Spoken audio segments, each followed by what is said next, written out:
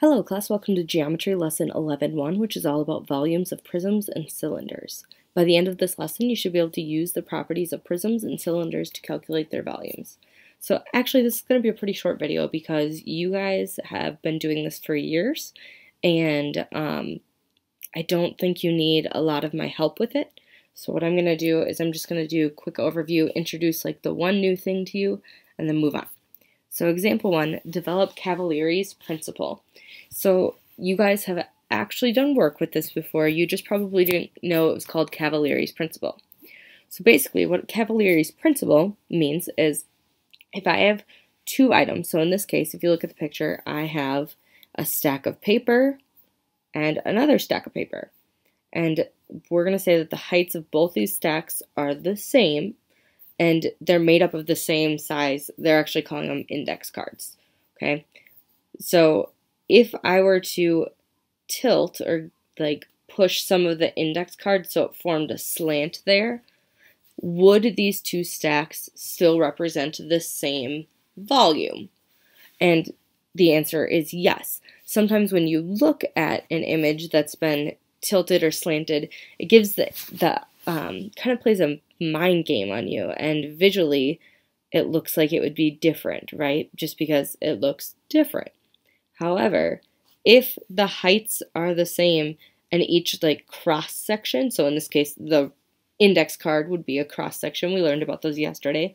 If the cross sections are the same and the heights are the same, that means that the two items actually have the same volume, okay?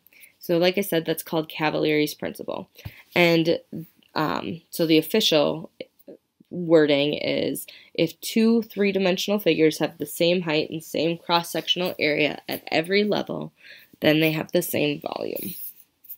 Okay, so that just kind of explains what I talked about.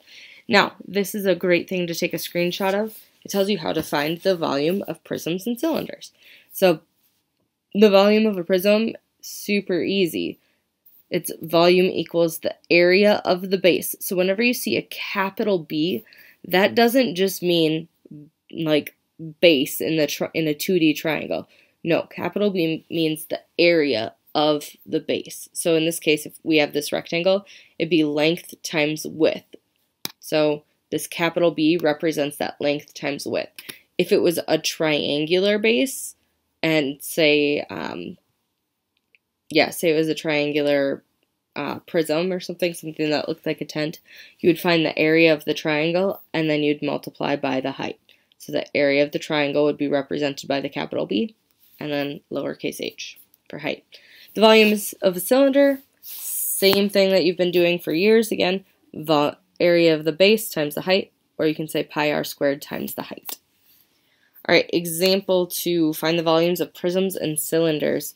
So this is just an example to show you how even if we had two jars where one was slanted, you see how they have the same height? If we were to do the math, you would see that you take pi radius squared, so my radius would be 10 centimeters, times height. And the height is 25 on the slanted one, and the height is 25 on the regular one. So it means they both have the same volume, okay?